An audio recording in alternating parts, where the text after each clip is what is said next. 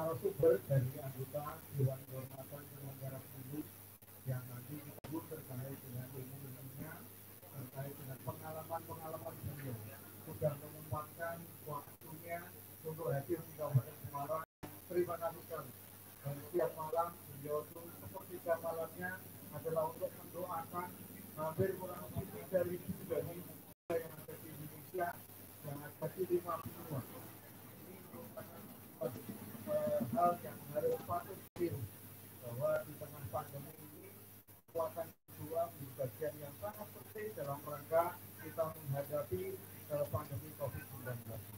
Dengan doa-doa beliau di sepertiga malam yang selalu membangunkan ini bagi anggota DKPP, tentunya ini merupakan suatu hal yang tidak-tidaknya bisa memicu semangat kita untuk melaksanakan tahapan-tahapan ini ataupun masyarakat untuk berpartisipasi dalam penyelenggaraan pemilihan serentak tahun 2020 yang akan dilaksanakan 9 Desember yang akan datang, dan tanggal 4 sampai dengan tanggal 16 September besok ini sudah dilaksanakan pendaftaran bakal pasangan calon. Dan tentunya dengan kehadiran semuanya yang ada di sini, setidaknya dengan adanya informasi, segala bentuk informasi tahapan-tahapan ini bisa tersampaikan kepada masyarakat yang ada di Kabupaten Semarang, sehingga nanti partisipasinya minimal bisa sesuai dengan harapan yang sudah ditetapkan oleh KPU Republik Indonesia. Sekali lagi kami mengucapkan terima kasih atas waktu dari Profesor Dr. Teguh Prasetyo dan MSI yang sudah rawuh pada malam hari ini. Tentu ini merupakan bagian yang tidak bisa kami nilai dengan apapun di tengah waktunya beliau menyempatkan untuk hadir di Kabupaten Semarang. Itu mungkin yang dapat kami sampaikan. Sekali lagi kami mengucapkan selamat datang dan selamat mengikuti acara pada malam hari ini. Semoga nanti ilmunya menjadi ilmu yang bermanfaat dan bisa ditularkan kepada seluruh masyarakat Kabupaten Semarang. Demikian saya akhiri. Assalamualaikum warahmatullahi wabarakatuh. Terima kasih Bapak Masuk Arsyadi FH selaku Ketua KPU Kabupaten Semarang. Hadirin, acara selanjutnya adalah sambutan dari Ketua KPU Provinsi Jawa Tengah. Kepada yang kami hormati Bapak Muslim Aisyah FHI, silakan.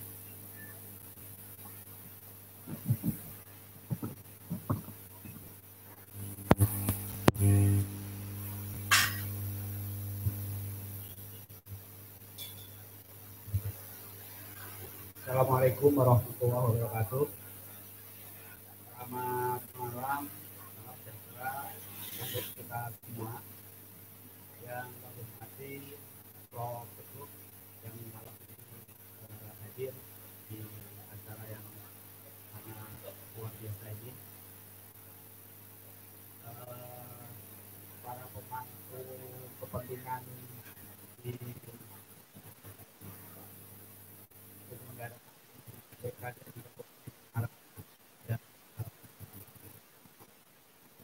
di nama hadir dan beserta para anggotanya juga dari dinas terkait barangkali malam ini mewakili. Ada saudara kita dari Bawaslu, alhamdulillah hadir awal pilkada ini.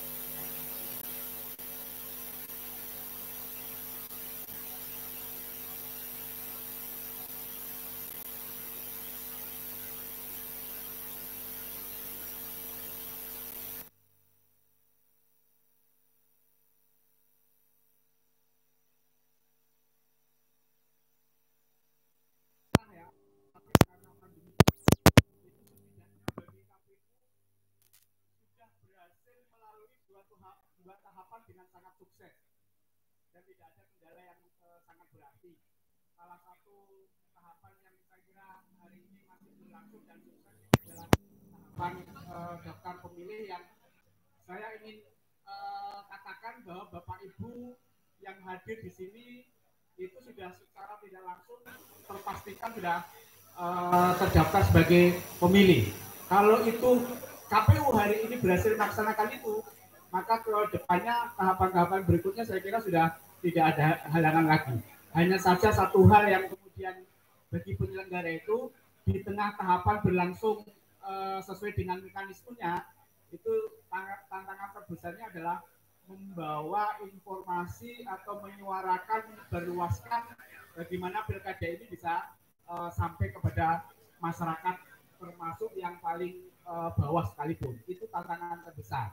Dan spirit malam ini saya kira bisa ditangkap yang dilakukan oleh teman-teman KPU Kabupaten Semarang ini.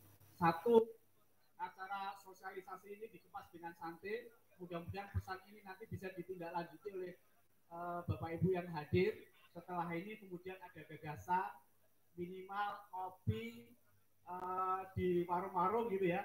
Yang tadi sempat Pak Tafis bilang ngopi tapi keren, kira-kira begitu. Tapi nanti berikutnya ngopi tetapi sesuai dengan situasi warga masing-masing. Yang kedua adalah informasi ini bisa didengarkan secara masif melalui kegiatan-kegiatan kemasyarakatan. Itu yang saya kira penting. Saya dapat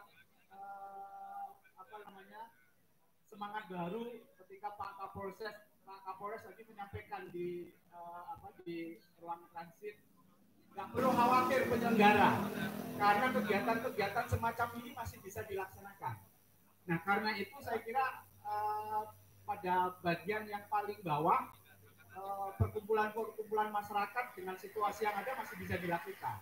Dan kalau hari ini mahasiswa hadir, tokoh-tokoh ormas, tokoh-tokoh pemuda hadir, itu bisa dilakukan hal yang sama, tinggal nanti KPU sama tokoh-tokoh ormas ini, tokoh-tokoh pemuda dan mahasiswa bisa bersinergi, bekerja sama untuk melakukan hal yang sama.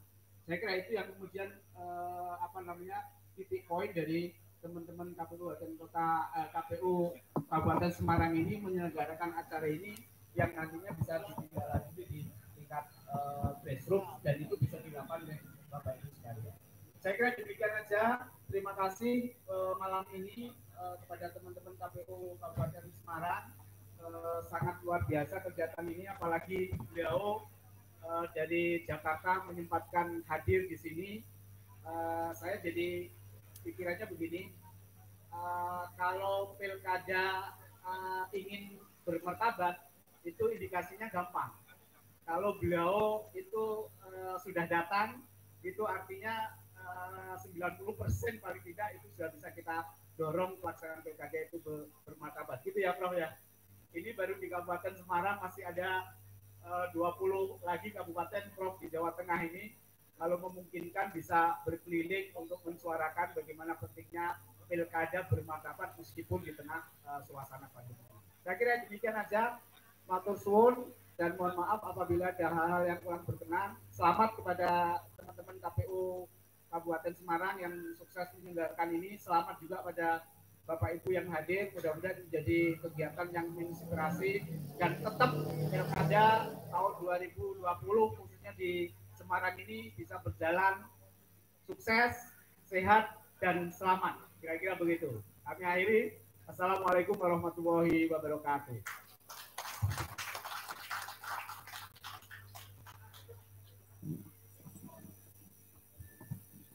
Terima kasih kepada Bapak Muslim Aisyah, SHI, dari KPU Provinsi Jawa Tengah.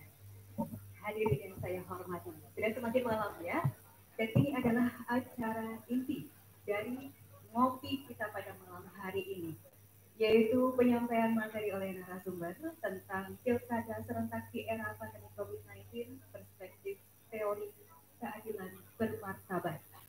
Dilanjutkan nanti dengan tanya jawab, dan untuk narasumber kita yang sudah hadir pada malam hari ini, yang terhormat Bapak Profesor Dr. Teguh Prasetyo, Sarjana Hukum Magister Sains. Selamat datang Bapak. Untuk acara ini akan dipandu oleh Mas Bagus Sugiharto, CHCHT, selaku moderator. Sebelumnya saya perkenalkan terlebih dahulu biodata dari moderator kita pada malam hari ini. Nama lengkap Bapak Bagus Sugiharto, SH Sehatri, tempat lahir di Karawang, tanggal 10 Februari 1985. Pendidikan yang pernah ditempuh SDN 2 Kalangsari, Karawang, MTS Salafiyah Syafi'iyah Khairiyah Hashim Jombang, MA Salafiyah Syafi'iyah Khairiyah Hashim Jombang, Diploma 2 Sekolah Tinggi Agama Islam Negeri Salatiga, S1 Bukan.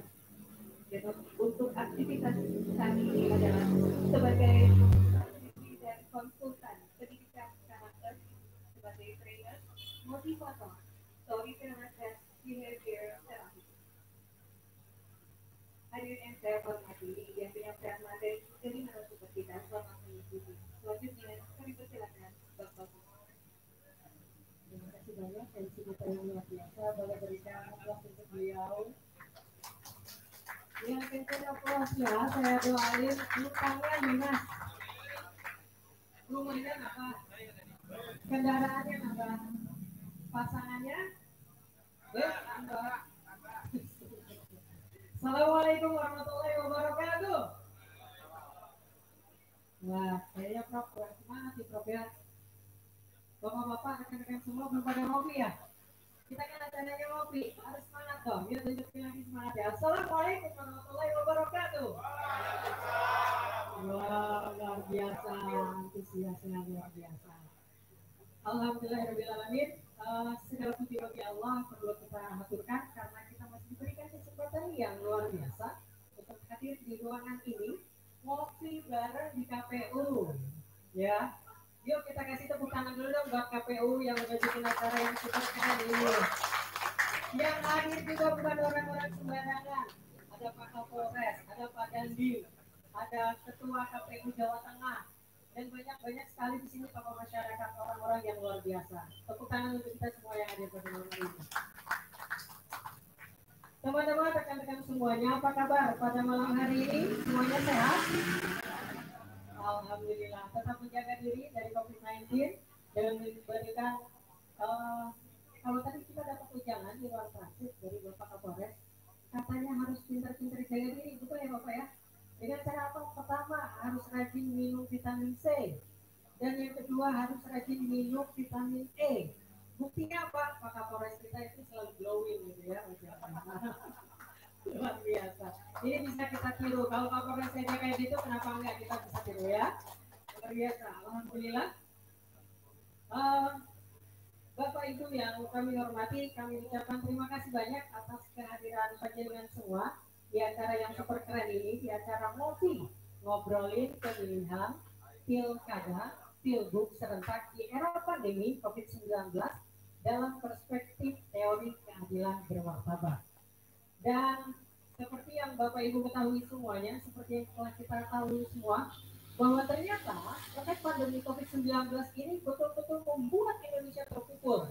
Tidak hanya dari segi ekonomi, pendidikan, sosial, budaya, politik, keamanan, bahkan juga sampai kepada cara kita bergaul dengan tetangga. Ada tetangganya yang katanya kena COVID-19, Masya Allah itu seperti karena orang kena HIV/AIDS, bahkan lebih parah. Dijauhin seketika itu. Dari segi pendidikan, Menteri Pendidikan kita Nadiem Makarim pada bulan Maret telah mengeluarkan instruksi untuk apa? Tidak melakukan tatap muka di sekolah, melainkan di rumah formatnya pembelajaran jarak jauh. Apa yang terjadi Bapak Ibu? Efeknya adalah banyak ibu-ibu yang pada stres. Betul nggak? Mumet mereka, pusing mereka, frustasi karena harus nemenin anak-anaknya belajar di rumah. Itu baru dari segi pendidikan. Dari segi ekonomi, Menteri Tenaga Kerja kita itu telah memberikan sebuah data per 30 Juni kemarin, ternyata ada 3,5 juta lebih tenaga kerja Indonesia yang mengalami PHK. Artinya apa? Dari segi finansial, 3,5 juta lebih itu mengalami penurunan, bahkan tidak punya pendapatan sama sekali. Di sini ada yang merasakan dampaknya? Nggak usah ngaku. Dari mukanya itu udah kelihatan. Tapi semoga Allah memberikan jalan rezeki kita di arah-arah yang lain. Amin Allahumma. Wah, ternyata semangat juga. Dari segi pendidikan seperti itu efeknya, dari segi ekonomi seperti itu efeknya. Lantas dari segi keamanan bagaimana? Baru-baru ini Mabes Polri telah merilis sebuah data ada peningkatan angka kriminalitas sebesar 36,8%. Mohon maaf nanti komandan mohon dikoreksi apabila saya salah. Ada peningkatan angka kriminalitas sebesar 38,6% selama COVID-19 ini. Nah sekarang efek di bidang politik itu juga sama, tidak kalah ngerinya. Apa itu? Ditundanya pemilihan pilkada, pilgub maupun juga pemilihan gubernur secara serentak. Ditunda sampai akhir tahun 2020. Nah, ada sebuah pertanyaan yang menggelitik kita semua. Apa itu pertanyaannya? Bapak-bapak, ibu-ibu semuanya, dalam keadaan normal saja, ketika akan terjadi pemilihan seperti ini, biasanya banyak oknum-oknum yang melakukan politik kotor. Apa contohnya? Yang bisa jawab, saya kasih door prize. Kira-kira contohnya apa aja? Kasih saya 3 contoh pelaksanaan pemilu kotor. Boleh angkat tangan? Yang bisa jawab? Oh, monggo Pak, silakan Pak. Money politik, apalagi Pak?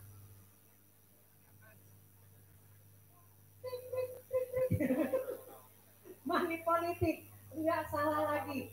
Yang paling banyak membuat momok kita semua dan yang membuat Indonesia kacau balau adalah money politik. Kalau di musim-musim biasa saja, money politik itu banyak sekali dilakukan oleh para oknum. Apalagi sekarang, kita melihat bahwa COVID-19 ini adalah sebuah celah di mana orang-orang butuh fresh money. Betul nggak Bapak Ibu? Nah, ini menjadi sebuah celah. Tetapi kita jangan khawatir, karena di tengah-tengah kita sudah ada seorang pakar yang luar biasa, Profesor Dr. Teguh Prasetyo SHMSI. Tepuk tangan untuk beliau. Hari ini kita akan membahas bagaimana ya Prof ya, cara membuat supaya pemilu kada ini bisa tetap berjalan dengan berintegritas dan bermartabat. Saya pun juga nggak mau lama-lama bicaranya karena saya penasaran banget dengan materi yang super keren ini. Maka dari itu kami akan memberikan langsung saja kesempatan kepada Profesor Teguh untuk menyampaikan materinya. Tapi sebelumnya kami memberikan aturan mainnya dulu. Nanti Profesor Teguh butuh waktu sekitar 30 menit untuk memaparkan materinya. Kemudian akan ada sedikit diskusi bersama kami moderator dan di sesi berikutnya akan ada tanya jawab. Nanti kita akan buka 2 termin dan setiap termin nanti akan ada 2 pertanyaan dari para audiens. Bisa dipahami? Oke, luar biasa. Tepuk tangan dulu dong buat kita semuanya. Baik, kepada Profesor Teguh Prasetyo SHMSI waktu dan kesempatan kami silakan. Baik, terima kasih saudara moderator. Mohon izin saya berdiri. Baik, sebelum saya presentasi tentang makalah ini, pertama saya ucapkan terima kasih kepada Bapak Ketua KPU Kabupaten Semarang juga para undangan KPU Provinsi, KPU kita tetangga Semarang ya, ada Kendal, Salatiga, Semarang. Dan yang saya muliakan Bapak Kapolres, Bapak Dandim, saya muliakan para tokoh-tokoh masyarakat, tokoh agama, adik-adikku mahasiswa, ya, juga KPU Salatiga ada ya. Mana Salatiga? Iya, saya Salatiga dulu ya di Satewacana ya. Senang sekali bisa ketemu ini ya. Assalamualaikum warahmatullahi wabarakatuh. Selamat malam, salam sejahtera. Tidak terasa, sebentar lagi kita akan melakukan pilkada. Kenapa pilkada ditunda? Karena kepastian, ya, kepastian kapan pandemi COVID ini selesai, ini nggak ada yang bisa menjamin. Sehingga kami penyelenggara pemilu, KPU, Bawaslu, DKPP, dengan Mendagri, dengan Komisi 2, bicara di DPR. Harusnya bagaimana? Maka diputuskan tanggal 9 kita melaksanakan pilkada. Dalam sejarah Indonesia berdiri, baru kali ini pilkada dalam situasi pandemi. Kalau ada kriminalitas, Bapak Kapolres sudah bisa memetakan. Kalau pandemi ini susah posisinya, dilihat tidak bisa. Virus ini nggak bisa dilihat. Pakai kacamata pembesar, kacamata saya itu pembesar juga Pak Kapolres. Tapi nggak bisa melihat virus itu di mana. Ya, tapi nasihat Pak Kapolres tadi olahraga tiap hari, ya, positive thinking, minum vitamin C dan E, luar biasa. Izin saya sudah melakukan Pak Kapolres. Ya, jika saya keliling Indonesia, kemarin dari Aceh, sekarang di sini, besok ke Palu, besok lagi ke Papua. Jadi 34 provinsi ini kita sudah belajahi, termasuk 5 benua. Waktu pemilu kemarin juga sudah kita belajahi. Pilkada ini pasti berkontestasi. Nggak ada pilkada ini wah saya nyerah pada nasib, enggak.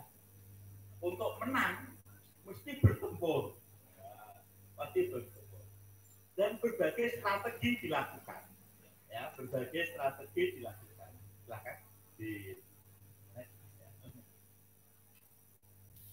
Saya dulu dosen UKSW ya.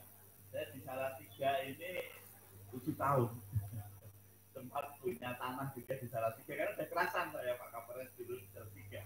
Kotanya enak, ada konten kalau sore bisa kongkol di itu Ramayana ya. Tapi kendak Tuhan lain, saya harus ke Jakarta seperti itu. Ya, sekarang di Karawati Jakarta, ya, UPH ada di Jakarta, ada di Medan, ada di Surabaya, ya, kita global internasional. Baik, next. Ya, ini buku-buku saya, ya. Ada filsafat pemilu, ada pemilu bermartabat, ada keadilan bermartabat.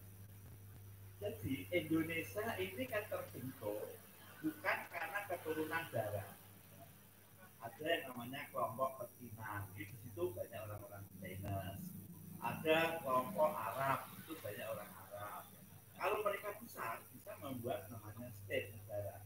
Nah Indonesia itu unik. Indonesia itu terdiri dari berbagai suku, bahasa, terdiri berbagai etnis, agama, kepercayaan budaya yang berbeda-beda. Ya, kota Salatiga saja luas. Ya. Selama 7 tahun ini saya belum sempat keliling semua wilayah dalam. Paling hanya Kopeng saya lewati jalur itu, Singkir itu. Apalagi Indonesia, apalagi Papua. Tapi meskipun berbeda-beda, mereka ingin menjadi satu, yaitu bangsa Indonesia. Satu tanah air, satu bangsa, satu bahasa Indonesia. Beda tapi satu. Ya, bineka tapi ika, ya, beda tapi satu. Seperti Bapak Ibu semua yang sudah keluarga, kita berbeda dengan pasangan tapi menjadi satu. Dan supaya rukun apa? Harus punya komitmen supaya persatuan ini tetap goyah, jangan goyah, ya. Tetap kokoh. Komitmennya itu namanya apa? Filsafat, ya, filsafat. Tetap itu dari filsafat. Kenapa gambarnya ada ini bintang-bintang? Karena pemilu itu rumit, artinya KPU itu rumit. Kalau sudah mulai tahapan ini, beliau-beliau ini nggak pernah pulang di rumah, ya tidur di kantor. Ya karena rumit sekali ini. Supaya nggak rumit ini kita harus mengkaji secara mendalam. Maka kayak sumur itu.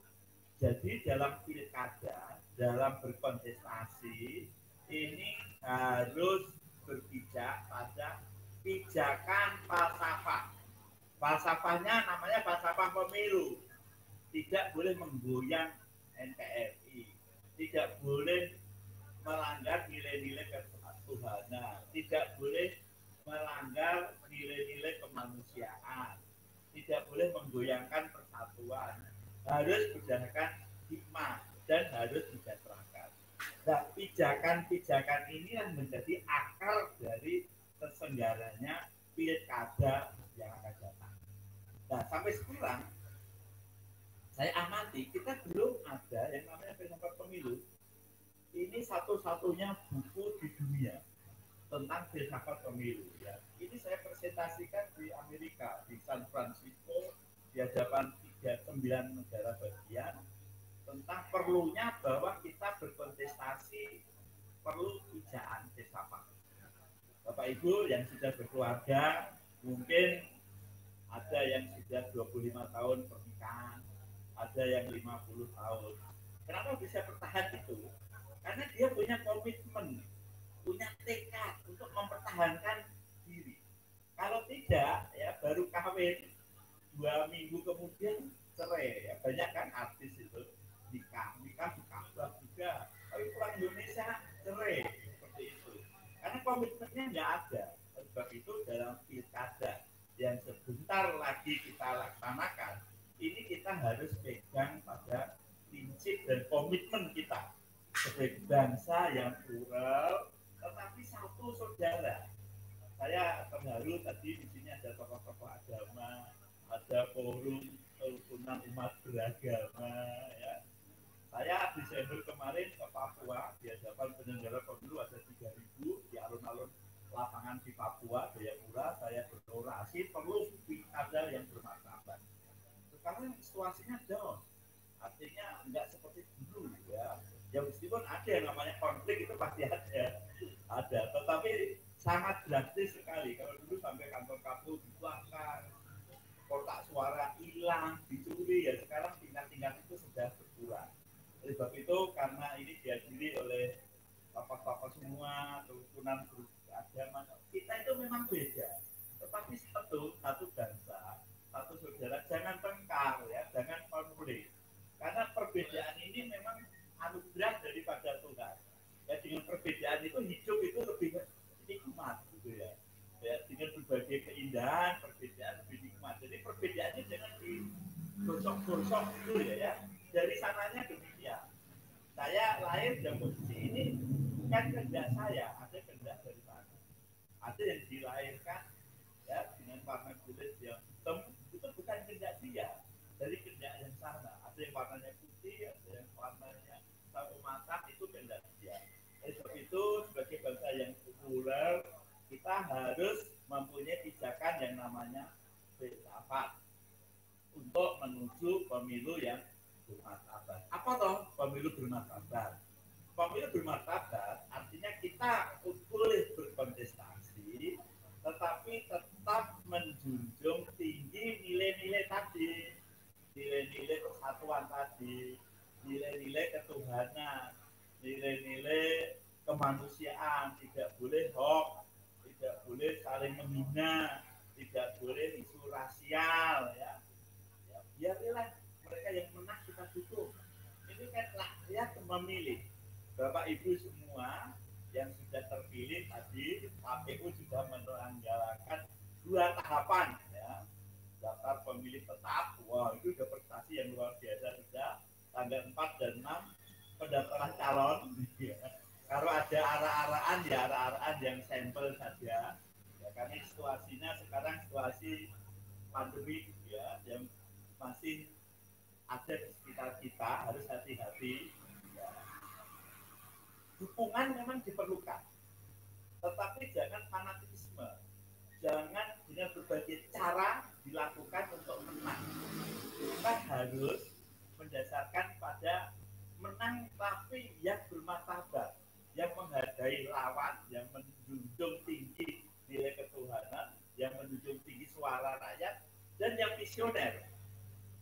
Jadi peserta ngopi yang berbahagia pada malam hari ini, seorang calon pimpinan daerah ini yang dikemukakan bukan menjelekkan program lawannya atau incumbent, tetapi dia visioner. Andaikan saya terpilih, apa yang akan kau lakukan?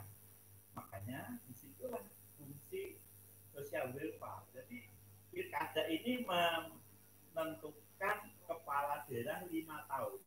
Bapak Ibu nanti akan bergantung kepala daerah yang 5 tahun itu, makanya jangan salah pilih, jangan mudah digoda dan tergoda, karena situasi COVID ini ya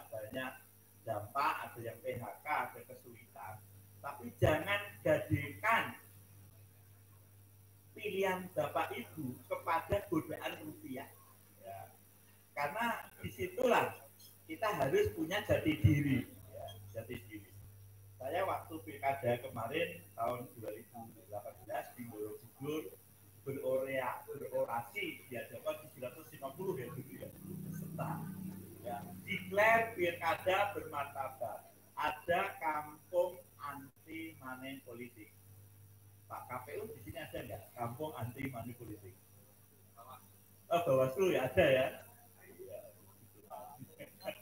Ya, ada kampung money politik, paling tidak itu keinginan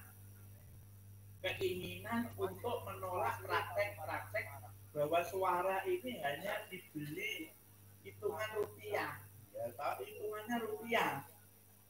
Jangan itu dilakukan karena ini trust, ya. Saya sering dikasih tahu kawan-kawan, waduh nanti ini ada serangan pajar, ya. Sengaja pintu depan saya, ya, Pak Guri nggak saya kunci. Harapan saya ini kepengen dapat serangan pajar. Tapi sampai sekarang belum pernah dapat serangan pajar. Kalau dapat mau saya beli makan bakmi atau bakso gitu. Tapi belum pernah. Jadi kalau gitu serangan pajar itu bukan menyasar orang-orang yang dari segi ekonomi, dari segi pendidikan tidak mapan. Nyasarnya apa? Orang yang kena dampak tadi. Dampak di PHK, hidupnya susah, nyasarnya di sana. Kalau diserang terima, tapi pilihan tetap hati nurani. Gitu. Ya apa-apa Pak Kapolres menerima serangan pajar, bukan suap ya Pak Kapolres ya. Bukan gratifikasi juga kan. Terima, tapi pilihanmu tetap pada hati nuranimu. Jangan kau gadekan gitu ya. Jangan kau gadekan pilihan pada ya orang yang memberi serangan pajar tersebut. Ya, next. Oleh sebab itu, ya, saya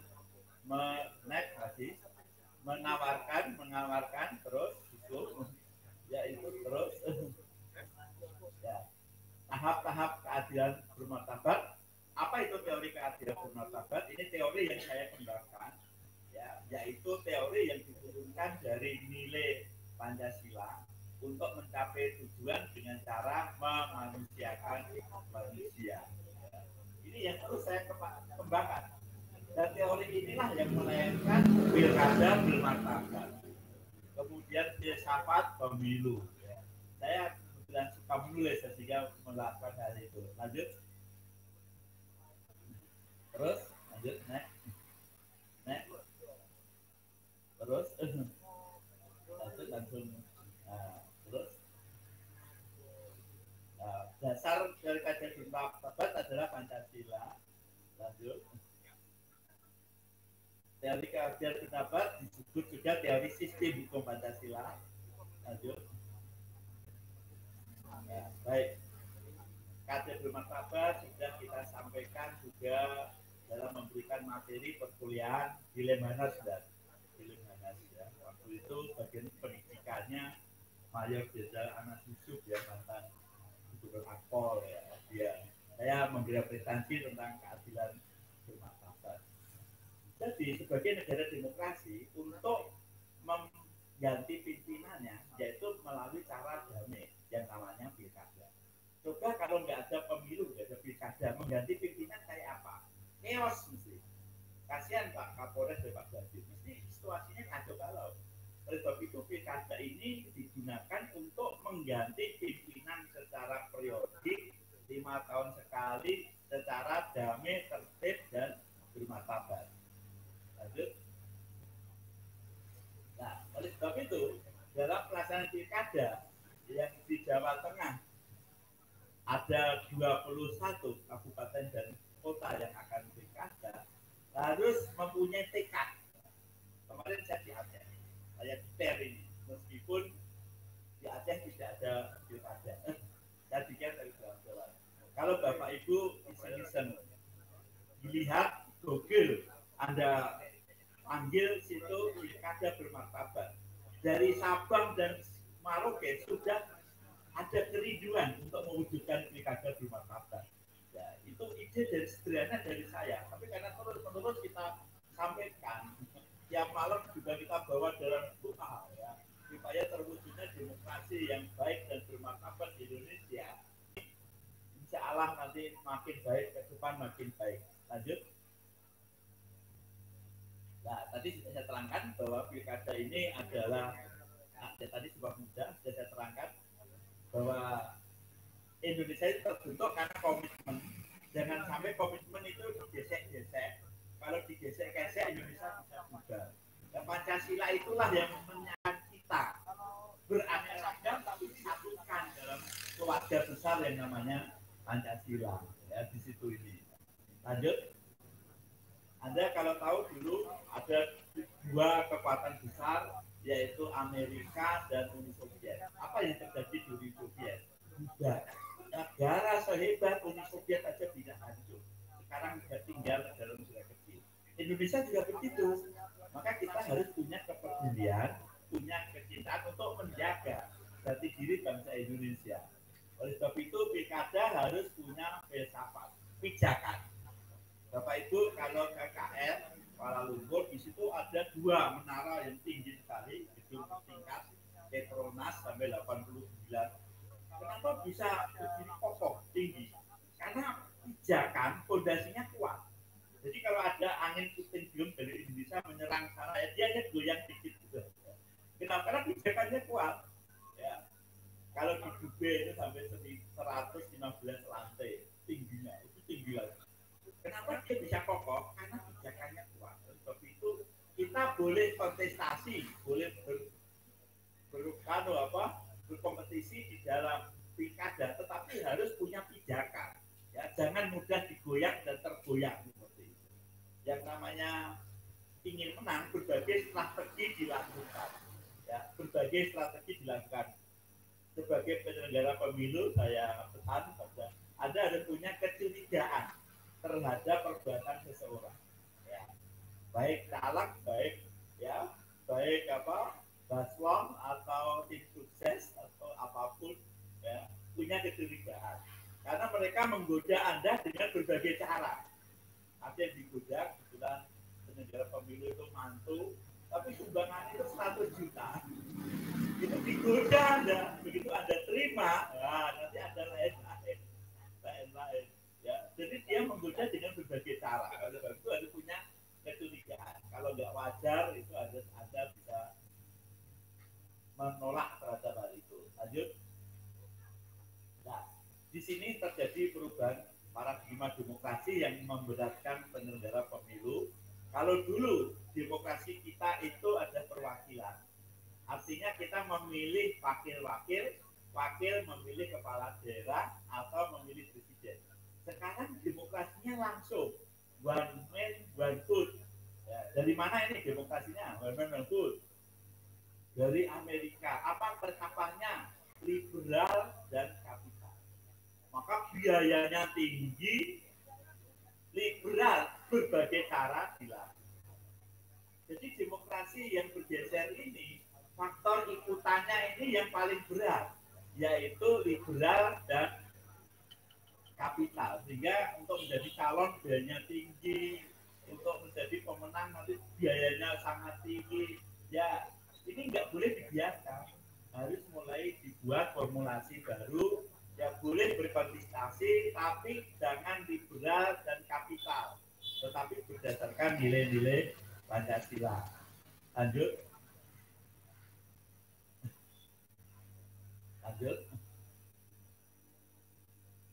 Nah, di era pandemi COVID inilah, ya, kita stakeholder penyelenggara pemilu yang tadi yang dikumpulkan oleh saudara ketua KPU sangat luar biasa. Saya sangat terkagum di sini.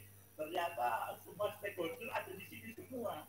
Para tokoh agama ada, adik-adik mahasiswa ada, ya untuk adik mahasiswa kalau tertarik masalah ini silahkan ke panitia minta di copy di flash atau ke CSP saya nanti minta di email ya materi ini untuk skripsi atau tesis atau disertasi ya bisa di PowerPoint ini bisa saya berikan pada saudara ya bagi mereka ini.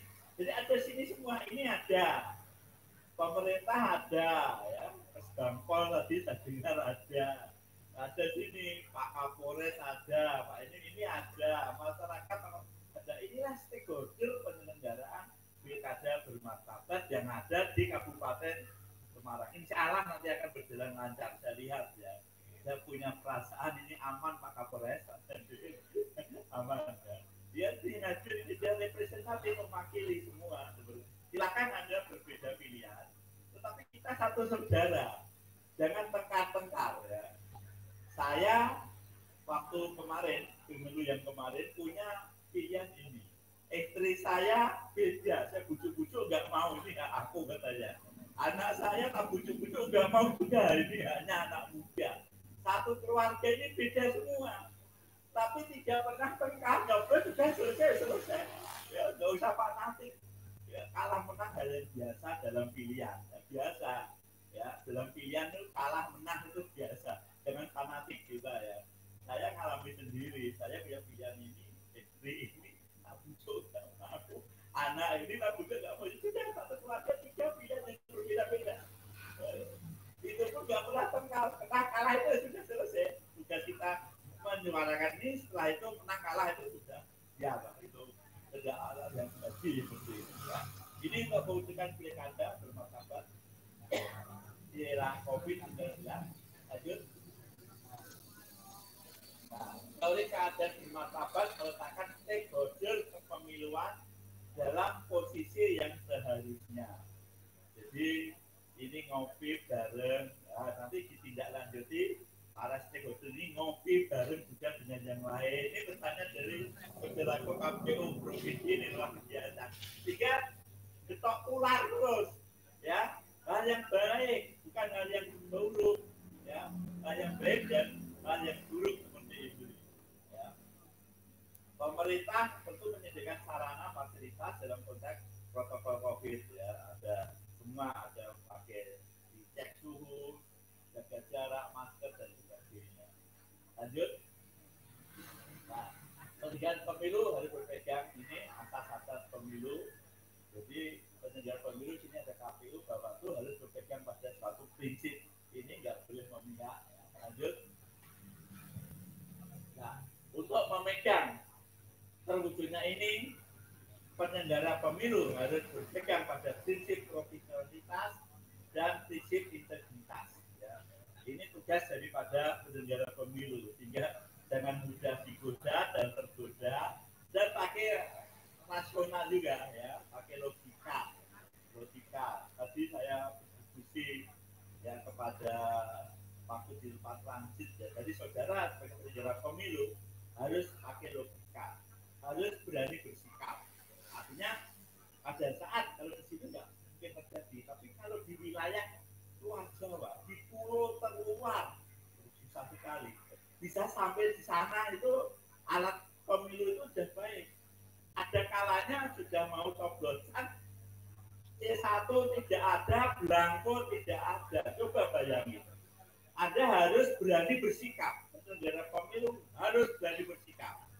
Kertas dipakai, yang penting Anda harus jujur, harus terbuka, harus tidak. Yang penting itu, apapun Anda lakukan, ya. Yang penting itu, jangan karena tidak ada alatnya, belum sampai artinya apa, formulir C1-nya pilkada ditunda, itu pasti Anda tidak, harus tetap jalan.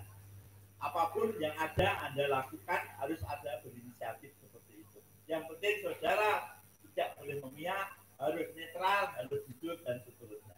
Lanjut. Juga bagi partai politik yang akan menyiapkan kader-kadernya harus berintegritas dan bermartabat. Lanjut. Bagi masyarakat, ya Bapak Ibu, gunakan hak pilihnya. Ya, sayang 5 tahun sekali, meskipun pilihan itu hak, bukan belum kewajiban. Kalau di negara-negara bagian Australia sudah sebagai kewajiban. Kalau Anda nggak gunakan diberi sanksi denda atau kerja sosial. Kita belum, masih hak. Gunakan hak ini dengan penuh tanggung jawab. Jangan gunakan hak ini karena digadekan dengan berbagai pertimbangan praktikal tadi. Ya, karena dampak COVID, fresh money susah, iming-imingi uang merah dan sebagainya, tergoda melakukan pilihan yang tidak pas seperti itu. Ya, silakan Anda menggunakan hak secara bebas. Ya, lanjut. akhirnya kita harapkan dengan pilkada bermartabat ini penyelenggara pemilu berpegang pada prinsip ya tidak boleh melakukan pemihakan maupun pembiaran, dan bagi masyarakat juga harus melakukan hal yang sama. Ya. Makalah ini juga saya sampaikan di Dewan Pertahanan Nasional ya, dengan Jenderal Prabowo juga ya seperti ini ya, dan sebagai besok waktu saya ke Papua hari setelah dari Palu saya presentasikan juga hal ini. Saya kira itu dalam menjelaskan beberapa interpoint daripada pilkada bermartabat. Artinya kita boleh berkontestasi tetapi tetap ya menjunjung nilai-nilai tadi, nilai-nilai ajaran agama, nilai ajaran kemanusiaan, nilai persatuan, nilai demokrasi maupun sosial welfare. Kalau mengatakan wah itu susah Pak, ya. Saya ini kan dosen. Dosen itu memberikan sesuatu yang dia pasti. Ibaratnya Kabupaten Semarang ini meletakkan suatu fondasi, meletakkan suatu fondasi pilkada bermartabat. Harus dimulai. Kapan kalau nggak dimulai untuk mewujudkan demokrasi yang lebih baik dibandingkan dengan demokrasi yang berjalan ini. Oleh sebab itu, mari kita bertekad dan minta kekuatan dengan doa supaya keberlakuan pilkada besok tanggal 9 aman. Ya. Kalau aman tentunya maka Polres tidak begitu banyak energi, ya Pak dan para stakeholder, para tokoh agama yang ada di sini, umat beragama nanti ada itu mahasiswa di sini ya bisa berjalan dengan baik ya. Akhirnya saya serahkan kepada Bapak Mas Mas. Luar biasa. Terus dulu untuk Profesor Budi.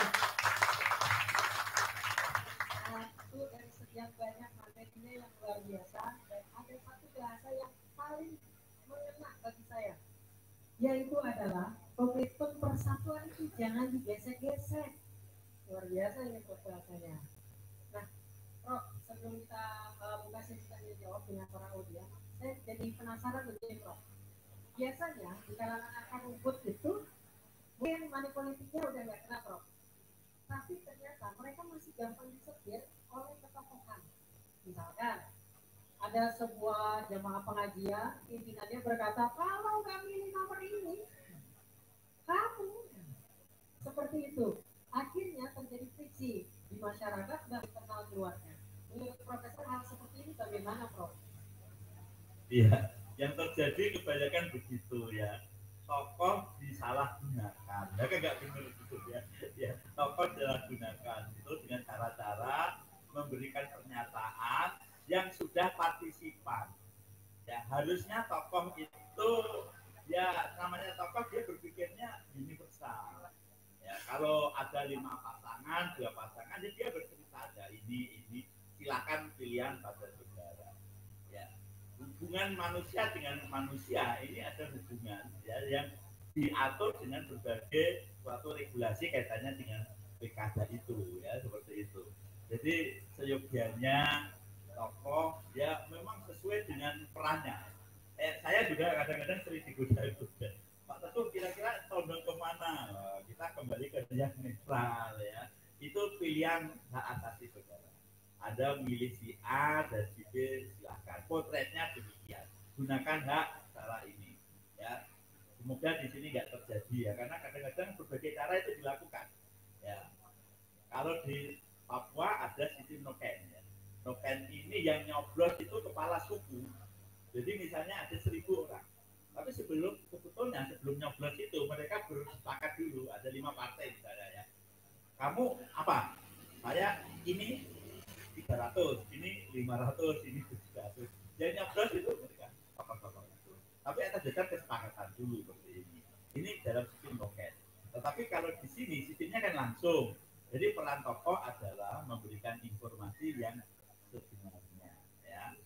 Tidak mengarahkan hal yang tendensius ya. Kalau tendensius kan sudah partisipan ya. Biarlah mereka melakukan pilihan sesuai dengan hati nuraninya. Seperti itu. Saya juga punya pilihan politik. Ya. Saya punya mahasiswa banyak karena saya ngajar di 12 perguruan tinggi. Banyak mahasiswa saya. kelas, saya tahu diri. Saya nggak akan menggeser-geser mahasiswa saya dengan obsesi politik saya nggak mau. Ya, saya hanya bicara tentang nilai demokrasi, nilai kejujuran dan sebagainya. Ya, seorang tokoh itu demikian. Ya, harusnya demikian, yaitu mengayomi semua pihak. Saya kira itu. Artinya, para tokoh masyarakat itu harus memiliki awareness atau kesadaran bahwa kontestasi ini itu jangan sampai dijadikan sebuah alat untuk memperkaya diri sendiri umpamanya atau memperkaya golongan seperti itu ya. Luar biasa, wow. Saya yakin para audiens yang ada di sini juga ingin bertanya. Baik, kalau begitu kita buka sesi yang pertama untuk 2 orang penanya dari sebelah sini. Oke, silakan satu lagi mungkin sebelah kanan saya, boleh sebelah sini dulu kan.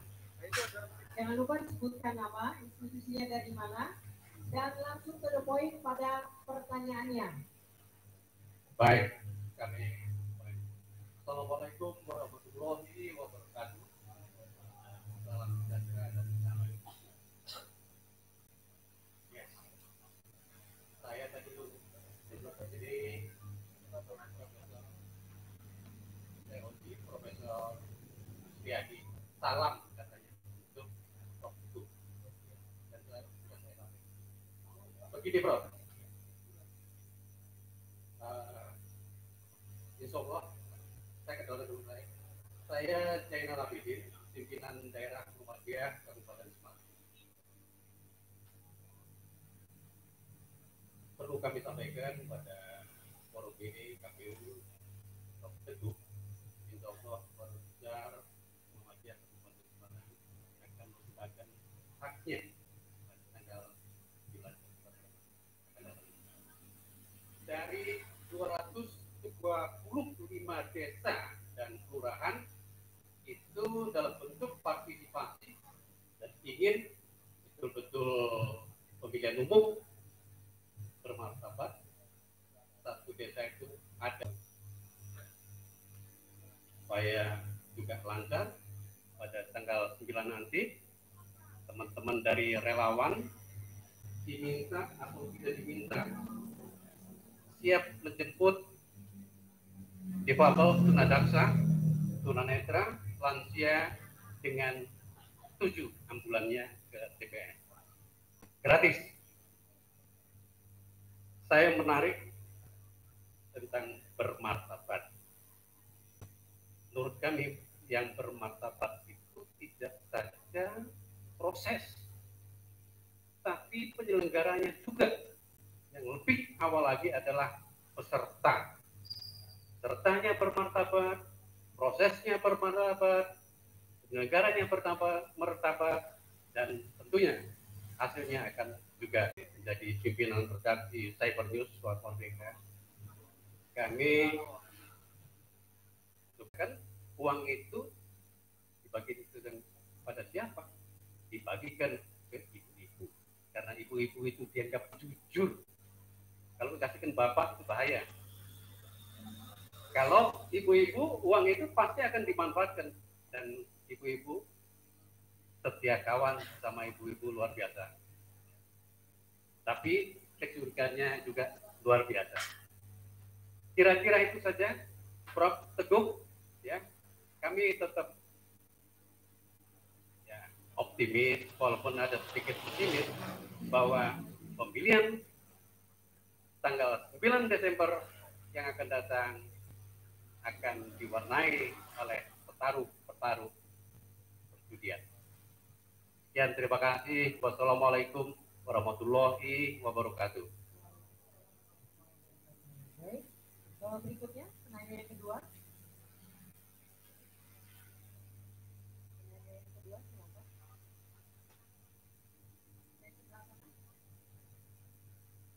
Penanya yang kedua tadi. Enggak, yang masih belakang dulu.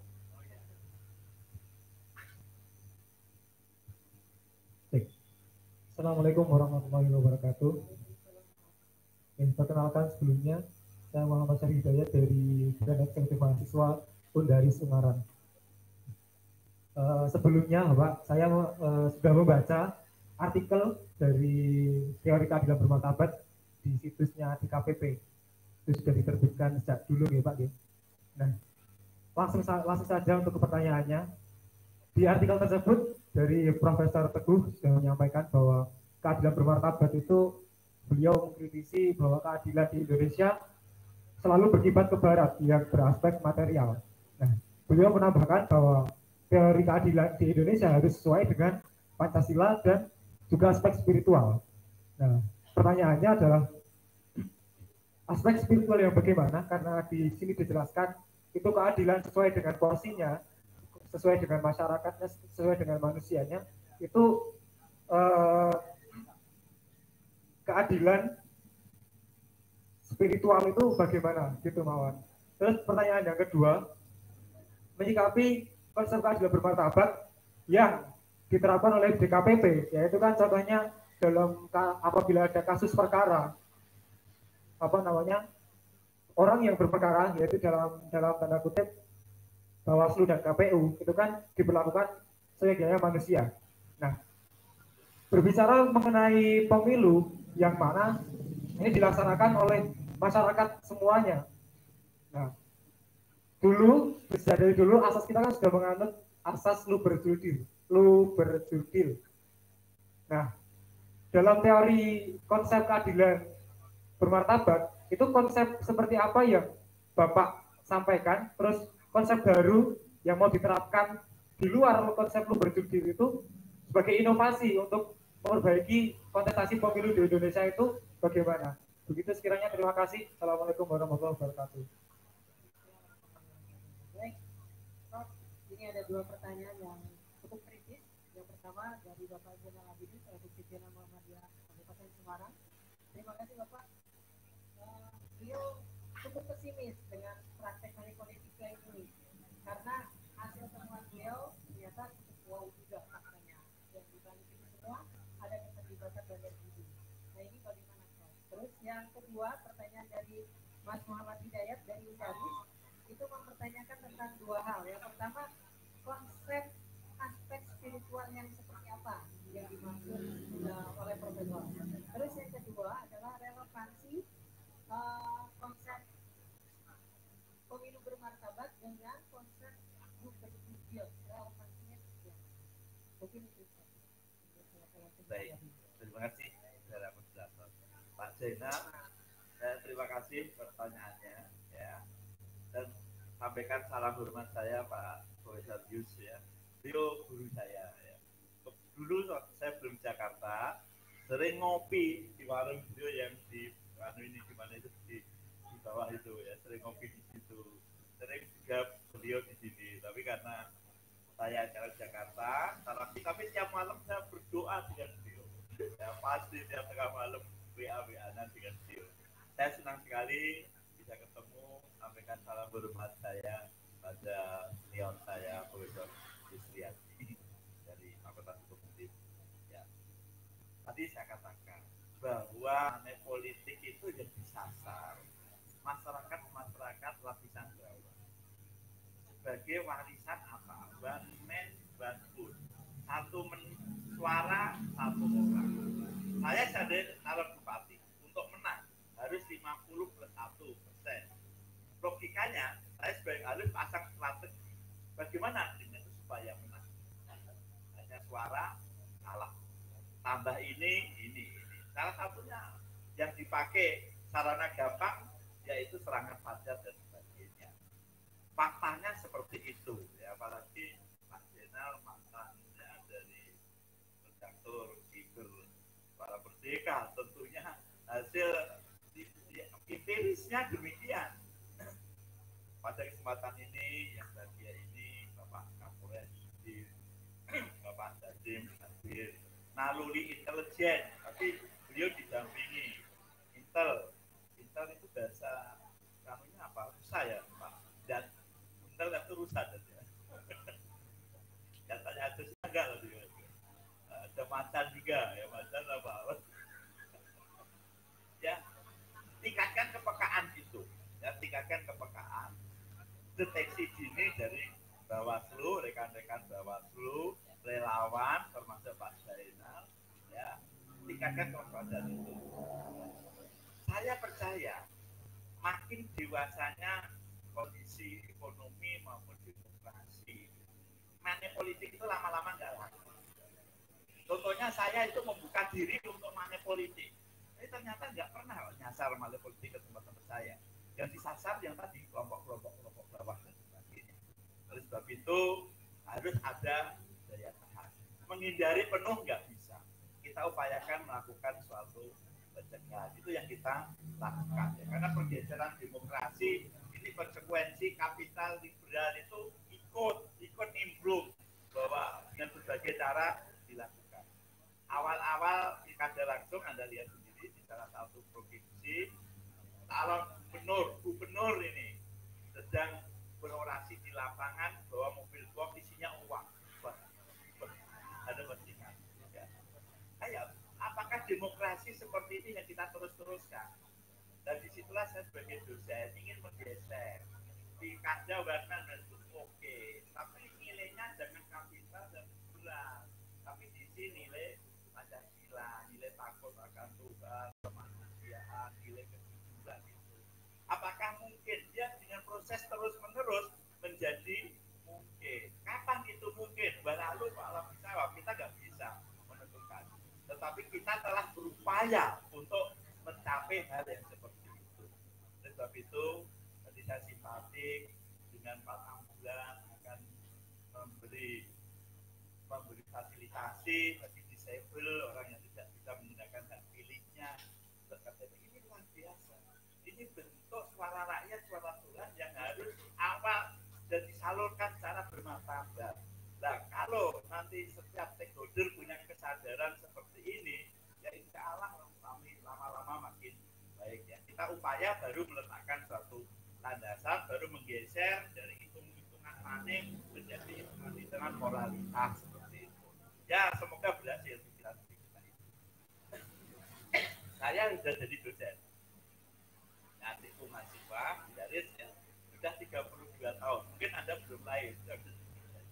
Pada saat saya bimbing skripsi, tesis, disertasi, itu selalu galau. Kalau saya baca keadilan, mesti yang direfres keadilan negara.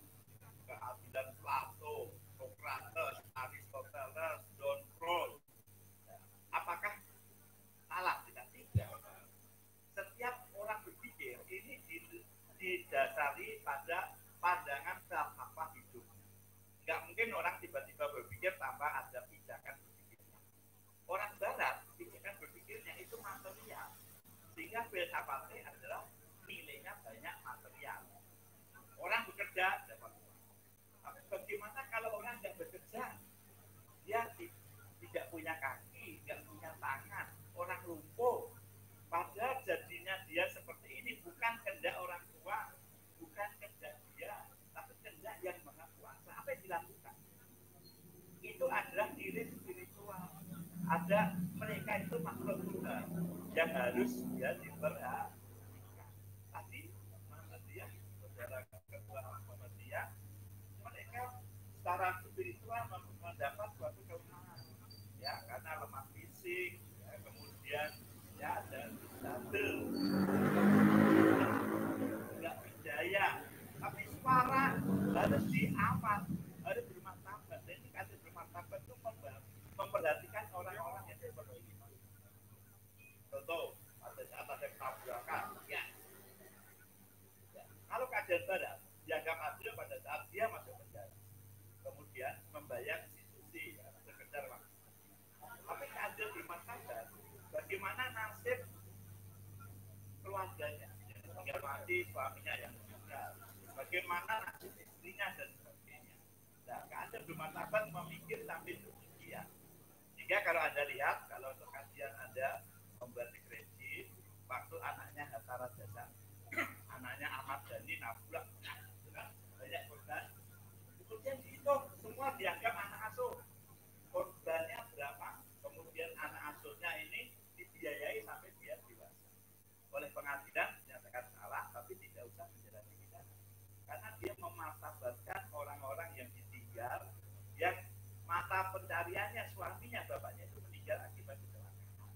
Nah ini aspek spiritual memperhatikan kerohanian seseorang, ya kehadiran seseorang.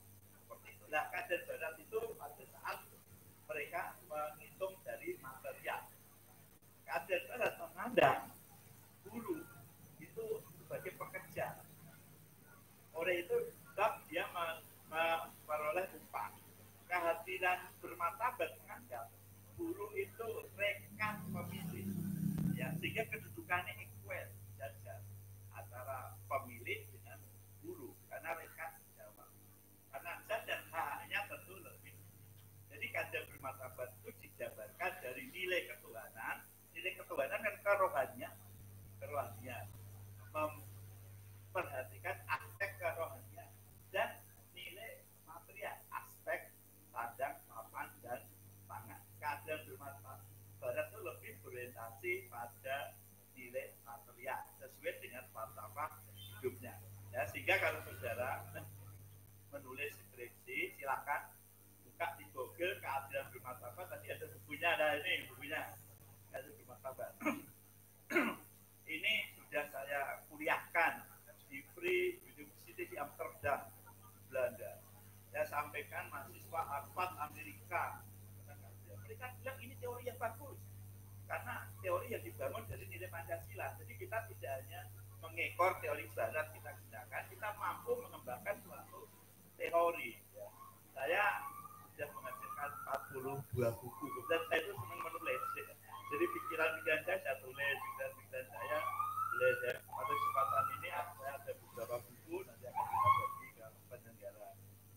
Saya kira itu saudara akan mahasiswa, kalau Anda tertarik ke kader bermartabat silakan ini searching di Google ya, atau tulis ya, di Google buku Teguh Prasetyo, nanti macam-macam bukunya banyak, ada 40-an buku lebih. Jadi Anda pilih, Anda pelajari di situ. Banyak disertasi yang menggunakan kader bermartabat. Saya kira itu. Baik, luar biasa. Artinya harus punya sensitivitas untuk mengetahui bahwa jangan-jangan akan ada serangan fajar dan siapa-siapa saja itu harusnya bisa terdeteksi dari awal. Seperti ya Pak. Untuk melengkapi pertanyaan dari Bapak Zainal dan untuk mereka spiritualitas kita tadi bahwa nilai spiritual yang dimaksud adalah nilai spiritualitas yang bersifat universal, bukan nilai kemanusiaan, martabatan dan sebagainya. Baik, untuk termin berikutnya kami buka untuk 2 penanya lagi. Wow, luar biasa dari pemuda Pancasila. Satu saja mungkin, Kanda. Wah, saya ini contohnya manggilnya Kanda ya, bukan Siba ya. Satu lagi dari sebelah sini, silakan. Ini tadi saya sudah dikasih pesan rahasia ini ya, saya bisa bocorkan. Cepat cari ini dompetnya banyak banget. Kira-kira siapa lagi yang mau bertanya? Baru satu, masih ada satu. Bapak Kapolres, monggo. Bapak Dandim.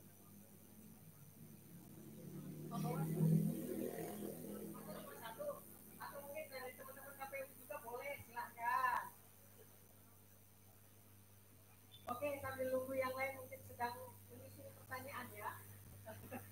Saya minta tolong kepada Bapak Dede untuk memberikan link. Satu dulu ya Anda ya. Monggo silakan. Sebutkan nama dari institusi dan langsung pada poin pertanyaan. Baik, terima kasih atas waktu yang diberikan.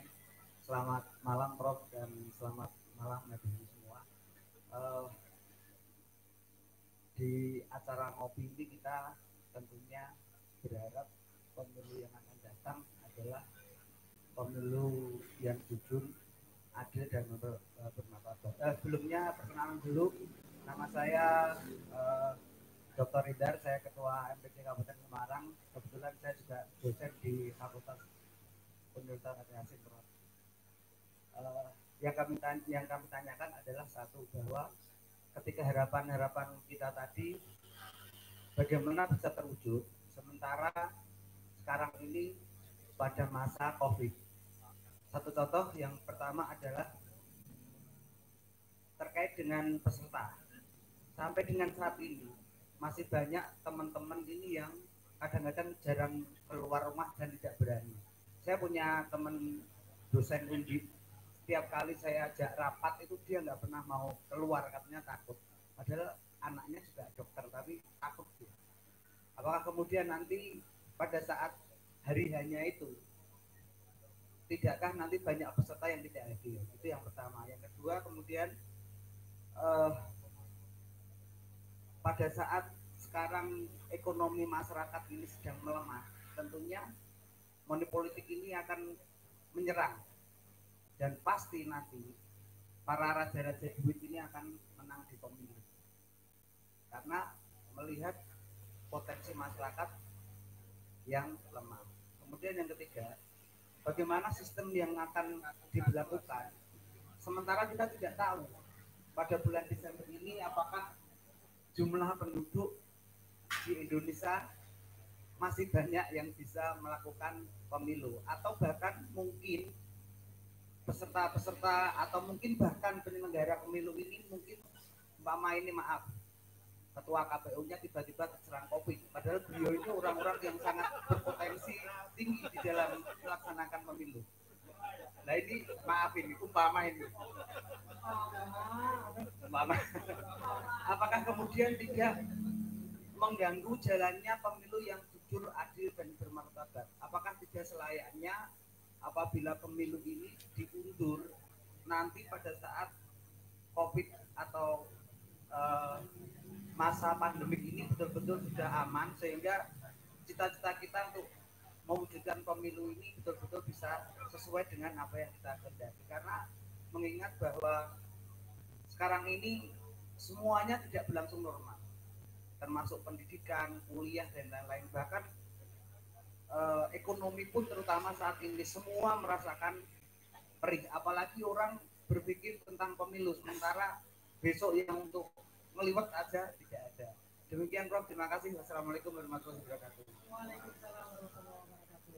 Baik, ada 3 pertanyaan dari Dr. Hendra. Beliau juga seorang dosen di UNHAS dan juga aktivis dari Pemuda Pancasila. Pertanyaan yang pertama, karena masyarakat ini masih banyak yang takut terhadap wabah pandemi COVID-19, jangan-jangan nanti bilik suaranya sepi, ya seperti itu ya dokter ya. Terus yang kedua, masih cukup dengan pertanyaan yang hampir sama dengan Bapak Zainal, masih pesimis Prof dengan praktek money politik apalagi era pandemi seperti ini. Dan yang ketiga, bagaimana umpamanya stakeholder pelaksana pemilu ini mengalami atau terkena COVID-19, apakah itu sudah menjadi kinerja? Seperti itu Prof. Baik, terima kasih Bapak. Ini mereka sejawat saya. Baik Bapak. Jadi KPU punya PKPU. Ya. Saya tanya dulu, daftar pemilih tetapnya berapa persen? Semarang. 700 berapa persen kira-kira dari total pemilih? Kalau jamnya habis 78%.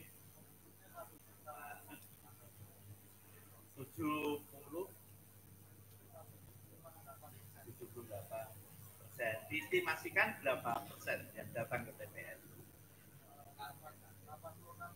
86%. Ya, pemilih yang kemarin terakhir. Bapak, dan situasi normal memang demikian. Ya, waktu rapat dengan Komisi 2, dengan Departemen Dalam Negeri, dengan KPU Bawaslu, sudah diestimasikan dengan berbagai pakar pandemik, pakar kesehatan, pakar virus, macam-macam. Apa nih kira-kira jaminan selesainya COVID? Tidak ada yang bisa dijaminan. Letakkan ini nggak bisa.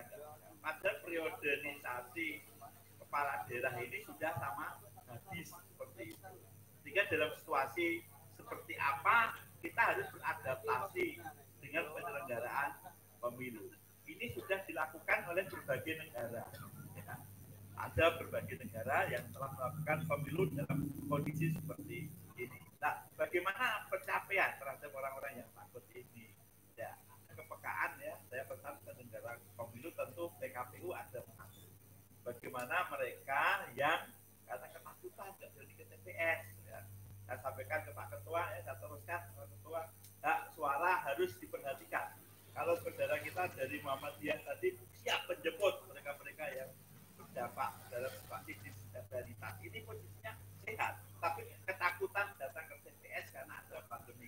Nah, nanti silakan itu dipikirkan bagaimana hak rakyat ini harus bisa disalurkan, ya. Harus bisa memetakan kesulitan-kesulitan yang terjadi dalam posisi nanti pemilihan, ya, pemilihan yang akan datang ini, supaya tidak menggerombol bagaimana PKPU-nya ini mengatur, bagaimana Pak Bawaslu-nya ini memberi saran-saran tentang pelaksanaan program ini. Ya, minimal diupayakan lah bagaimana cara supaya yang tadi ketakutan seperti ini bisa menyampaikan dan dirinya diyakinkan bahwa Bapak di sana aman. Ya, seperti itu. Bapak, kalau terjadi hal yang sangat krusial, kemarin Bapak di Maumul Raya, saya sidang, saya adili, KPU-nya 5, 2 sudah dipecat. 3 dipecat lagi, Pak. Nggak ada KPU-nya, padahal pilkada di sana. Bagaimana di take over provinsi. Ini tugasnya beliau ini. Take over katanya gitu. Jadi 5 KPU-nya dipecat semua. Yang pecat kami dari DKPP. Yang take over adalah provinsi. Kalau itu terjadi, tapi syukurlah Pak Kapolres tadi memberi resep. Ya, di hadapan para KPU yang hadir supaya tidak terkena COVID, yaitu olahraga, sepeda sendiri, ya, apalagi tadi berjemur, minum vitamin C. Insya Allah Anda pegang misi suci. Bapak-bapak penyelenggara pemilu, tugas Anda ini memegang misi suci. Saya dengan bapak saudaraku ini tugasnya menghasilkan mahasiswa lulus menjadi sarjana. Cukup sarjana Bapak, tapi kalau KPU ini menghasilkan pimpinan, menghasilkan gubernur, menghasilkan bupati, wali kota, bahkan presiden. Ini ada di tangan penyelenggara pemilu. Maka saya katakan saudara ini pegang misi suci. Yang saudara lahirkan ini pimpinan negara dan daerah. Kalau saya, ya Bapak, yang saya lahirkan paling sarjana atau S2 atau S3. Tapi ini penyelenggara pemilu, ini yang dilahirkan adalah pimpinan daerah untuk pilkada. Ya, kalau pemilu sampai presiden itu terletak di tangan saudara. Oleh sebab itu memegang misi suci, ya rajinlah berdoa. Nah, ini spiritual, dihindarkan dari COVID. Yakin itu apa? Kalau kepepet ada, take over-nya ke Komandan Jawa Tengah. Jawa Tengah ada, take over-nya provinsi. Tapi salah aman, ya, aman. Itu kita yakin dulu itu. Pak, kekhawatiran itu saya juga begitu, Pak. Saya paling enggak mudah-mudahan lah dengan deteksi dini ini, ya, pernah suatu saat saya juga Pak Teguh banyak mahasiswanya. Pak Teguh mau kita calonkan anggota salah satu DPR pusat. Saya coba aja, tapi dulu lebih di KPP. Sudah 10 tahun yang lalu. Saya tanya apa Bapak kewajiban saya, Bapak harus bayar segini. Wah, merinding Pak saya, Pak. Saya nggak punya uang, pulang aja, saya udah jadi dosen aja, gaji sedikit tapi tenang gitu. Ini baru nyalon aja susah Pak. Belum proses-proses untuk menang. Penyerah lah itu udah nyerah. Nah, demokrasi yang mahal itu karena nanti Pak komputan aspek kapital dan figuran kita mulai geser kan nilai pajaknya. Kapan itu terwujud? Kalau namanya Bapak Gajar kan punya biar nanti ahli-ahli politik di Senayan, ya.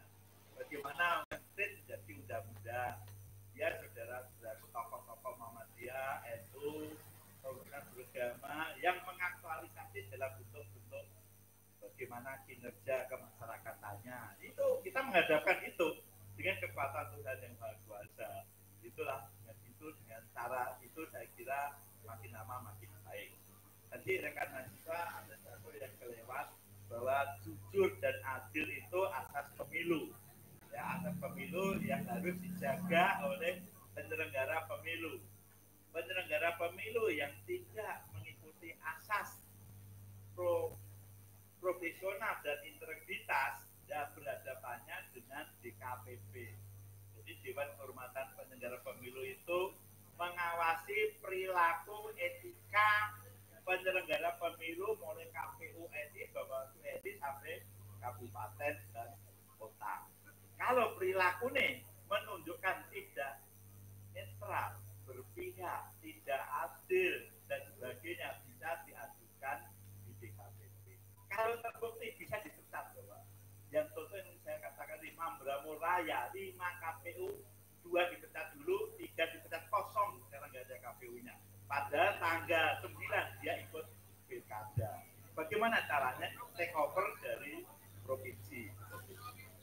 Saya kira begitu ya Bapak ya. Mohon doanya supaya pilkada ya keluarnya Bapak sama dengan saya. Enak di dosen Pak hanya berpikir. Ya kita juga kan pikiran kalau dosen. Terima kasih. Luar biasa. Seperti itu Dokter Hendar cukup menyenangkan, cukup jelas. Baik, satu lagi pertanyaan. Saya pengen dengar nih suaranya aktivis mahasiswa dari HMI mungkin atau dari PMI atau dari teman-teman Nahdlatul Ulama. Ada? Masa sih aktivis mahasiswanya di aja? Halo. Halo. Udah kenyang kopi ya? Oke, saya kasih tantangan. Langsung ke mereka kali ini juga. Siapa di antara kalian boleh bertanya? Oke, sebentar Malik. Kita pengen mancing dulu nih gimana reaksinya teman-teman mahasiswa di Kabupaten Semarang. 1 sampai 5, 2, 3, 4, 5. Oke, ngantuk mereka. Tepuk tangan dulu deh buat adik-adik kita. Monggo Pak Alex, silakan satu pertanyaan saja. Langsung pada intinya. Terima kasih, selamat malam kepada hadirin sekalian, Prof. Selamat saya hormati, terima kasih. Nama saya Alex, saya salah satu pengurus dari Pemuda Pancasila Kabupaten Semarang. Langsung ke pertanyaan, agama merupakan salah satu sarana untuk mempengaruhi konstituen dalam pemilihan ini. Kemudian agama juga efektif untuk mempengaruhi para pemilih atau konstituen tadi. Pertanyaan saya, sejauh mana dari pemilu keadilan dalam teori keadilan bermartabat ini mengkaitkan dengan itu, karena yang sering terjadi di dalam sebuah penyampaian, karena kita semua tahu agama baik ya Pak, tetapi dalam penyampaian kadang-kadang mempengaruhi untuk mempengaruhi konstituen, memilih konstituen, konsisten untuk memilih konsisten, mempengaruhi dengan cara-cara yang agak provokatif. Nah, apakah agama juga sudah menjadi bagian dari yang berkeadilan dan bermartabat? Itu pertanyaan selanjutnya, bagaimana caranya kalau hal itu berlangsung, kemudian peran stakeholder yang lain itu seperti apa? Apakah sudah menjadi bagian dari penyelesaian di dalam atau memberikan solusi dalam berkeadilan dan bermartabat dalam melaksanakan pemilu? Terima kasih. Baik, terima kasih Pak Alex. Pak Alex, menurut saya Pak Alex, agama itu kan hubungan kita dengan Tuhan, kita dengan Tuhan. Hubungan manusia dengan manusia ini diatur dengan norma-norma yang ada di dalam kemasyarakatan. Agama mengatur hubungan manusia dengan Tuhan seperti itu. Oleh sebab itu, karena untuk mencapai menang, ya, tadi berbagai cara itu dilakukan, Bapak. Termasuk mungkin kalau saya jago juga gitu, menggunakan key person untuk menang. Ya, nggak mungkin seperti itu. Ya, tapi bagaimana kita menggunakan key person yang bermartabat, yang tidak menjelekkan orang lain, tapi mengamankan pilihlah pimpinan yang baik, pimpinan yang jujur, pimpinan yang punya hati nurani, pimpinan yang bisa menjadi pengayom, biarlah mereka mungkin dengan bebas. Jangan mengarahkan atau melakukan indoktrinasi seperti itu. Ya, dan sementara ini yang dilakukan Kalau saya nyalon nanti juga ngitung-ngitung gitu. Tolong diginikan, tolong ini ginikan. Bapak, saya kemarin sidang salah satu kabupaten di Jawa Tengah ya, kemudian sidangnya di tempatnya komandan KPU ini di KPU. Itu bupati yang akan menjago lagi, kan belum ada pasangan calon sekarang, sudah memasang berbagai satu itu masuk di kelompok-kelompok dulu ya. Dulu ada pertemuan, akhirnya setelah itu nyanyi-nyanyi, aku cinta bupati, bupati ku cantik sekali, lagi jatuh. Cantik oke, saya lihat gambarnya emang cantik. Terus lanjutkan berarti kan bisa berpihak. Pada ini kan tidak. Berbagai cara dilakukan, Bapak. Ada pengobatan gratis. Dan kemarin saya di Tanah Hidung di Tarakan, Bapak. Ya, kebetulan bupatinya itu murid mahasiswa saya udah lulus, Bapak. Saya tinggal lulus. Sudah menjabat 2 kali periode. Periode yang ini dia mau jago istri. Karena pegang kendali bupati, punya dana mobil juga, jadi bagi-bagi. Tapi waktu bagi-bagi ke rakyat itu ada gambar istrinya. Nggak calon, dia cuma gambar foto saja. Kan sudah ada image bahwa istrinya nanti akan. Belum ada pasangan calon memang. Pasangan calon tanggal 4 sampai tanggal 6. Itu diajukan ke DKPP. Diajukan bahwa ini tidak netral. Itu Bapak, sehingga menurut saya ya silakan e-person digunakan, tetapi jangan mendiskreditkan pasangan lain. Ya, berilah informasi yang netral, pilihlah pimpinan yang bisa mengayomi, pilihlah pimpinan yang punya akhlak baik, pilihlah pimpinan yang memang bisa membawa umat ke jalan yang sejahtera. Itu nggak apa-apa, bagus. Siapa yang pilih? Ya silakan. Ini rahasia, silakan Anda menjatuhkan suatu pilihan yang tepat ya. Saya percayalah lama-lama terus-menerus secara gencar ini kan akan tambah baik seperti itu. Bagaimana kalau mereka melakukan isu-isu sara atau aktivasi dan gimana? Ini tugasnya tangkap polisi yang berupaya, ya tugasnya kepolisian. Dari DKPP tidak, DKPP itu yang tugasnya hanya bagi penyelenggara pemilu. Kalau penyelenggara pemilu sudah goyang-goyang lah ini, diingatkan di KPP, kau jangan begitu. Diingatkan ngeyel, ya dipecat, diberhentikan. Tapi kalau ada e-person, dia gosok-gosok ini wilayahnya Pak Kapolres, Pak. Harusnya Pak Kapolres yang menangani. Bukan dari pihak keadilan bermartabat, khususnya dalam pemilu itu. Tapi kalau dalam konteks bermartabat, ya jelas tidak.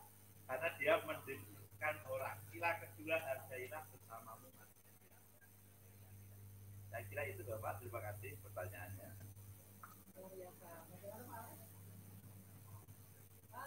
Alhamdulillah kita telah sampai pada akhir sesi. Sebelum ditutup akan ada pembagian door prize dulu. Ini rekan-rekan panitia, door prize-nya monggo dikeluarkan. Yang pertama door prize-nya diberikan kepada Bapak Zainal Abidin. Yang kedua, door prize-nya diberikan kepada Mas Muhammad Hidayat dari Udari. Yang ketiga diberikan kepada Dr. Hendar dari Pemuda Pancasila. Dan yang keempat kepada Bapak Alex dari Pemuda Pancasila juga.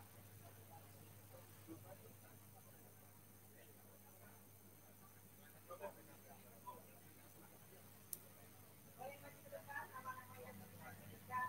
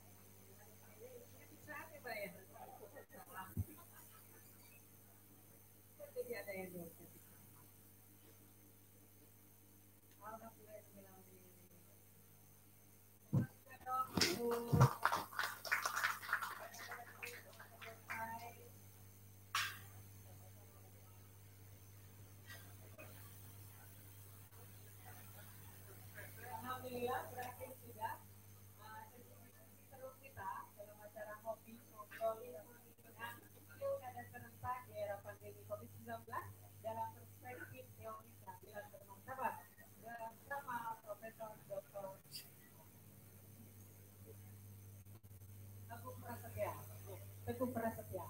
Kepada beliau sekali lagi kami mohonkan aplaus yang mulia. Dan perlu kami ingatkan sekali lagi untuk rekan-rekan semuanya jangan lupa tanggal 9 Desember tahun 2020 datang ke TPS masing-masing.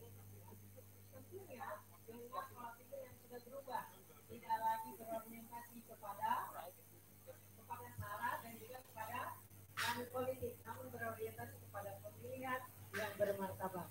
Dari saya, Bagus Sugiarto, terima kasih banyak atas kesempatan yang telah diberikan. Mohon maaf apabila ada kesalahan. Bila taufiq wal hidayah. Wassalamualaikum warahmatullahi wabarakatuh.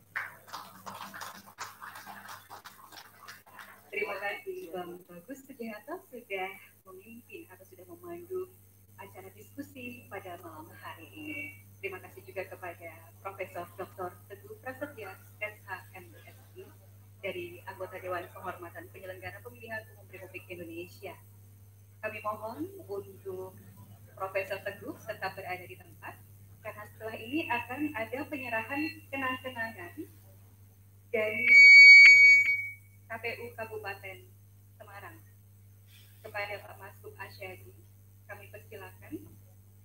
Kenang-kenangan ini akan diserahkan kepada Profesor Teguh Prasetya dan juga kepada perwakilan dari KPU Provinsi Jawa Tengah, kepada Bapak Pusdik Aisyah. Kami persilakan.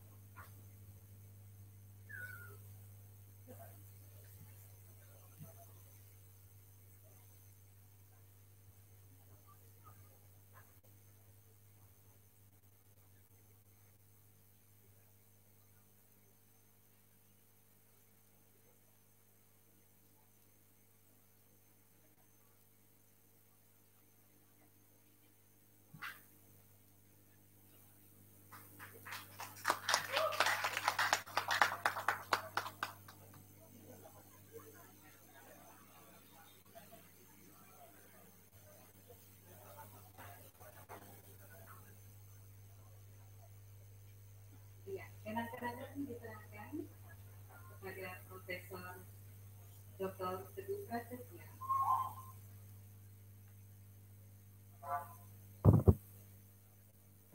Terima kasih kepada bapak-bapak yang kami hormati. Mohon untuk tetap berada di tempat. Oh iya. Ilustrasi. Namanya ciplok ya Pak ya? Burung ciplok.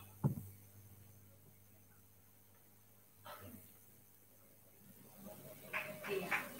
Berikan aplaus yang meriah untuk Bapak dari KPU Provinsi Jawa Tengah. Selanjutnya, mohon berada di tempat dulu, Bapak.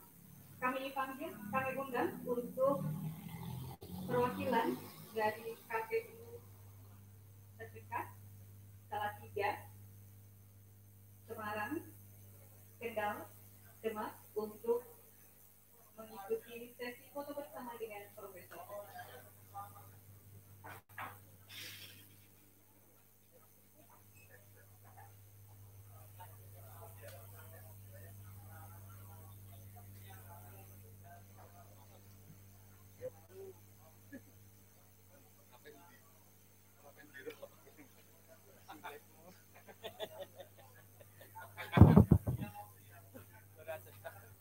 Monggo, fotonya sambil duduk aja katanya.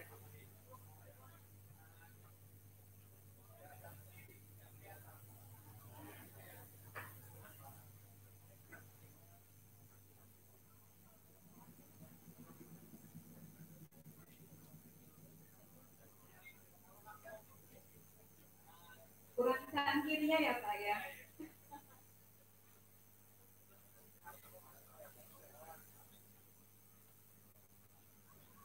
Silakan rekan-rekan media untuk mengambil gambar. Aku ya media.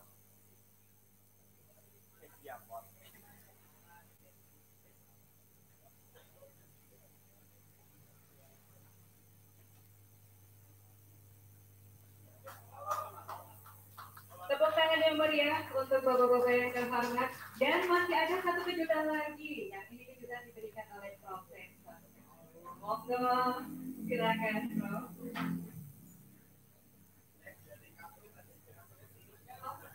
Dari KPU naik lagi.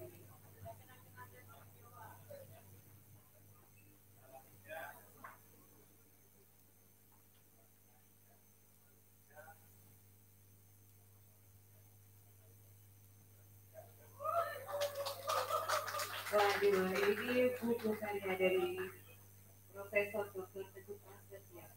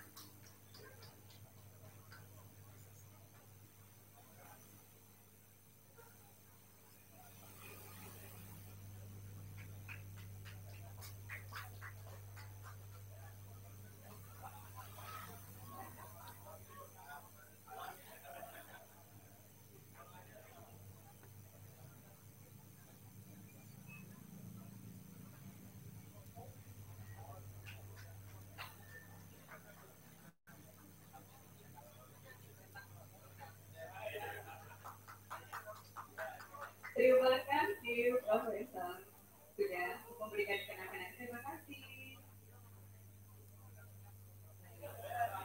MC juga belum Bapak.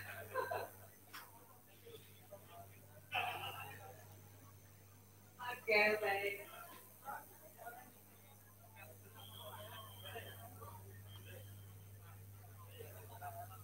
Maaf hadirin, giliran saya.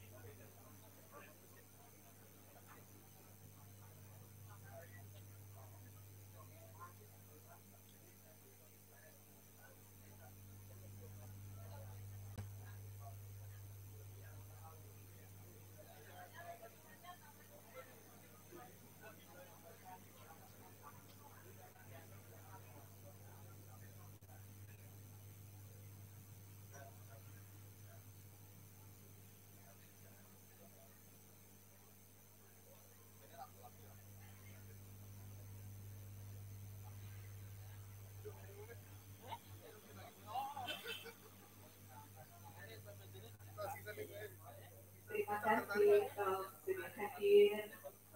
Baik, hadirin sekalian, dengan demikian selesai sudah acara ngopi kita pada malam hari ini. Tepuk tangan untuk semua.